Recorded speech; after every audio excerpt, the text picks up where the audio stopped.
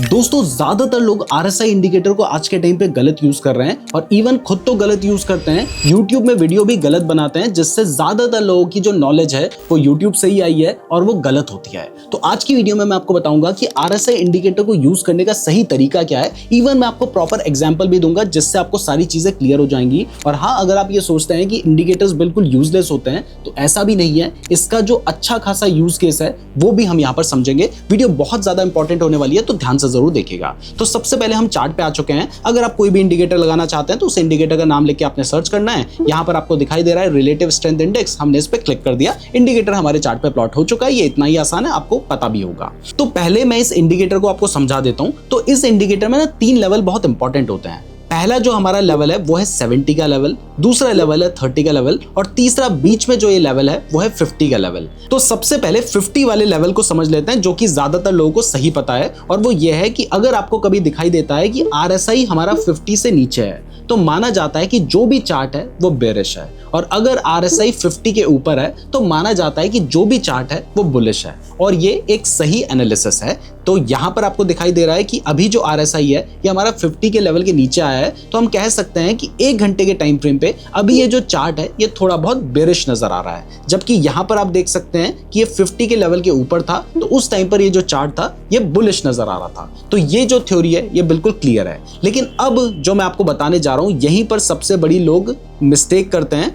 उन्हें क्या लगता है कि अगर प्राइस इस 70 के लेवल के ऊपर जा चुकी है ना, तो इसका मतलब जो चार्ट है वो ओवरबॉट हो चुका है, यानी ज्यादा खरीद दिया है लोगों ने, अब प्राइस के गिरने के चांसेस हैं। लेकिन ऐसा नहीं है, मैं आपको एग्जांपल से समझाता हूं। जैसे यहां पर देखिए, जैसे ही प्राइस ये 70 के लेवल के ऊपर गई, ऐसे में जो लोग बिगिनर्स हैं, जिनको गलत नॉलेज है, उनको क्या लगेगा कि चार्ट जो है वो ओवरबॉट हो चुका है, अब प्राइस यहीं से गिर जाएगी। लेकिन उसके बाद देखिए, यहां पर अगर आप देखेंगे तो जो चार्ट है वो यहीं पर हमारा ओवरबॉट हो चुका था, और उसके बाद आप देख सकते हैं कि यहां पर प्राइस अच्छी खासी बढ़ी थी।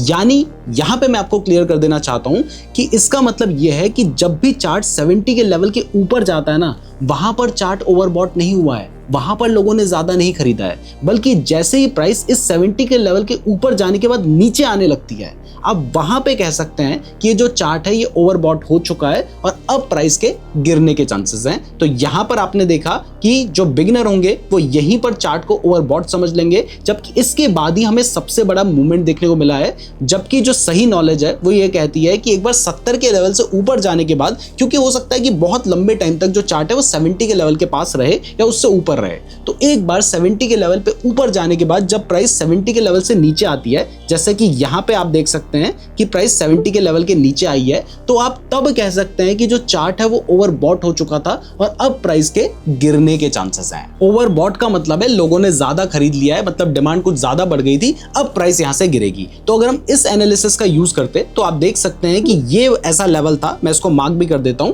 जहां पर जाने के बाद जो प्राइस थी वो हमारी 70 के लेवल से नीचे आ गई थी, और इसके बाद आप देखेंगे तो यहां पर हमें डाउन साइड का अच्छा खासा मूवमेंट देखने को मिला था। अब यहां पे मैं एक चीज आपको क्लियर कर दूं कि सिर्फ एक इंडिकेटर के बेसिस पे आपने ट्रेड नहीं लेना होता है। कई बार ये इंडिकेटर आपको गलत सिग्नल भी देगा, जिससे आपके स्टॉप लॉस भी हिट होंगे, तो आपने और भी चीजों का यूज करना है, सिर्फ एक इंडिकेटर के बेसिस पे आपने ट्रेड नहीं लेना होता है।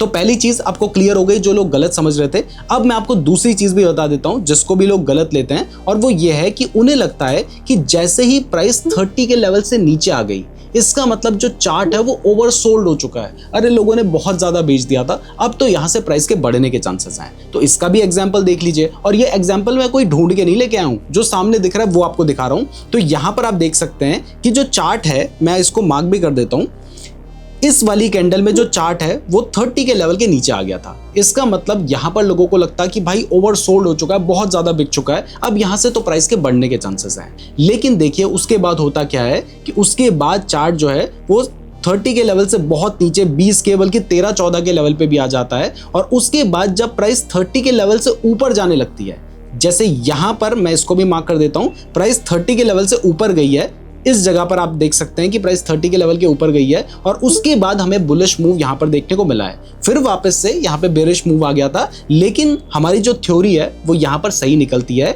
कि प्राइस जब 30 के लेवल पे नीचे जाती है, उस टाइम पर जो चार्ट है वो ओवरसोल्ड नहीं हुआ है, बल्कि जब प्राइस 30 के लेवल से ऊपर आने लग जाती है तब हम कहते हैं कि भाई ओवरसोल्ड हो चुका था, अब यहाँ पर बायर्स आएंगे और प्राइस के बढ़ने के चांसेस होंगे। अगेन मैंने आपको बताया कि हर बार जो एग्जाम्पल है वो सही नहीं निकलता है। तो 3 चीजें आपको क्लियर हो गई है। चार्ट अगर 50 से ऊपर है तो इसका मतलब बुलिश है, 50 से नीचे है तो इसका मतलब बेरिश है। दूसरी चीज मैंने आपको क्लियर कर दिया है कि अगर चार्ट 70 के लेवल से ऊपर जाता है तो इसका मतलब ये नहीं है कि चार्ट बेरिश हो चुका है और यहां पर आप शॉर्ट कर दें, बल्कि जब वो 70 के लेवल से नीचे आने लगता है वहां पर आप मान सकते हैं कि अब चार्ट यहां से बेरिश हो गया है और प्राइस गिर सकती है। और तीसरी चीज मैंने आपको क्लियर की है कि अगर चार्ट जो है वो 30 के लेवल से नीचे आ जाता है तो इसका मतलब ये नहीं है कि चार्ट बेरिश हो चुका है अब आप बाय कर लें, बल्कि जब वो 30 के लेवल से नीचे आने के बाद वापस 30 के लेवल से ऊपर जाता है तब आप मान के चल सकते हैं कि हाँ जो चार्ट है वो अब बेरिश हो चुका था, अब यहां से बुलिश मूव शुरू हो चुका है। वहां पर आप अपने बाय करने की प्लानिंग कर सकते हैं, लेकिन अगेन सिर्फ एक इंडिकेटर को देख के आपने अपना ट्रेड प्लान नहीं करना है। अब चलिए मैं आपको एक स्ट्रेटजी बता देता हूं RSI के बेसिस पे, जो बहुत कम लोग जानते हैं और जो अच्छी खासी काम भी करती है, और उस स्ट्रेटजी का नाम है RSI डाइवर्जेंस स्ट्रेटजी। लेकिन इसको बताने से पहले ये जो चार्ट मैं आपको दिखा रहा हूं ना, ये बिटकॉइन का चार्ट है। तो अगर आप क्रिप्टो के फ्यूचर्स में ट्रेड करना चाहते हैं जहां पर आपको तक का लेवरेज में मिल जाता है और 30% जो क्रिप्टो पे टैक्स लगता है वो यहां पर एप्लीकेबल नहीं होता है, तो इसके लिए आप डेल्टा एक्सचेंज में अपना अकाउंट ओपन कर सकते हैं। उसका लिंक मैंने आपको डिस्क्रिप्शन पे दे रखा है। अगर आप हमारे लिंक का यूज करके अपना अकाउंट ओपन करेंगे तो आपको हमारी तरफ से 2000 रुपए का अधीरा AI का सब्सक्रिप्शन बिल्कुल फ्री में मिलेगा, और साथ ही आपकी जो ट्रेडिंग फीस होगी उसमें आपको डिस्काउंट भी मिलेगा। अगर आप डायरेक्ट अकाउंट खोलेंगे तब आपको ये चीजें नहीं मिलेगी, हमारे लिंक से खोलेंगे तभी आपको ये बेनिफिट्स मिलेंगे। और अगर आपको अधीरा AI का सब्सक्रिप्शन चाहिए तो उसके लिए नीचे गूगल फॉर्म का लिंक भी दे रखा है। अकाउंट ओपन करने के बाद वो गूगल फॉर्म भी जरूर फिल कर लीजिएगा। अब चलिए स्ट्रेटजी समझते हैं। तो 2 तरह के डाइवर्जेंस होते हैं, एक होता है बुलिश डाइवर्जेंस और दूसरा होता है बेरिश डाइवर्जेंस। सबसे पहले बुलिश डाइवर्जेंस की बात करें तो जब भी आपको दिखाई देता है कि प्राइस तो अपना लोअर लो बना रहा है, लेकिन जो RSI है उसने क्या किया है, उसने अपना हाई बनाया है। तो इस जगह पर प्राइस गिर रही थी लेकिन जो अपना RSI है वो बढ़ रहा है, तो इसको हम कहते हैं बुलिश डाइवर्जेंस, और इसके बाद प्राइस के बढ़ने के चांसेस होते हैं। अब इसका मैं आपको एग्जांपल भी दिखा देता हूं। इसको अच्छे से समझने के लिए ना आपको यहां पर लाइन चार्ट का यूज करना चाहिए। तो मैं क्या करता हूं, मैंने लाइन चार्ट यहां पे लगा दिया है। अब ध्यान से देखिए, मैं आपको मार्क करके बल्कि दिखाता हूं।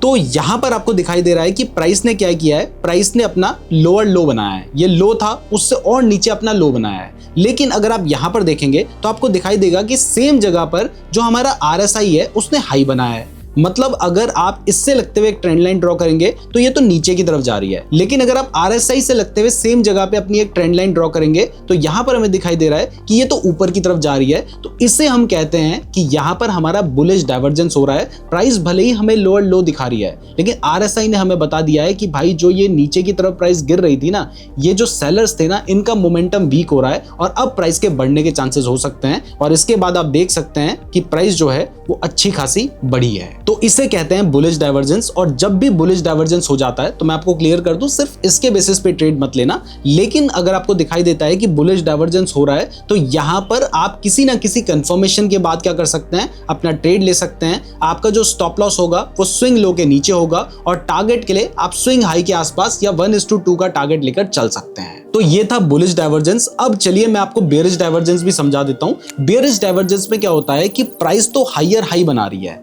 लेकिन जो RSI है वो हाई के बाद एक लो बना देता है। तो यहां पर आपको RSI और जो प्राइस है वो दोनों अलग तरफ जाते हुए दिखाई देंगे। तो अब इसका भी एक एग्जांपल देख लेते हैं। तो इसके लिए हम क्या करेंगे, हम वापस से लाइन चार्ट पे आ जाते हैं और उसके बाद कोई भी एग्जांपल देख लेते हैं। जैसे यहीं पर मुझे एक एग्जांपल दिखाई दे रहा है। देखिए यहां पर आपको दिखाई दे रहा है प्राइस ने क्या किया है, प्राइस ने अपना हायर हाई बनाया है। यहां पर हाई था, उससे ऊपर अपना हाई बनाया। लेकिन सेम टाइम पर अगर मैं RSI को देखूं तो प्राइस ने अपना यहां पर हाई बनाया था, उसके बाद अगला जो है वो लो है।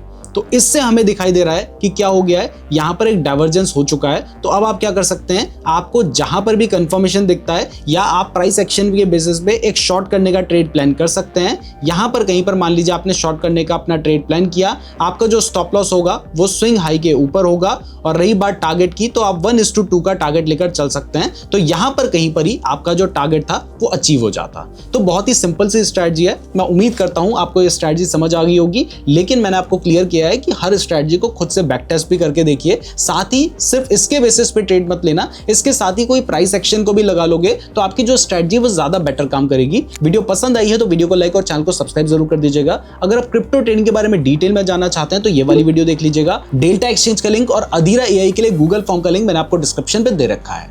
धन्यवाद।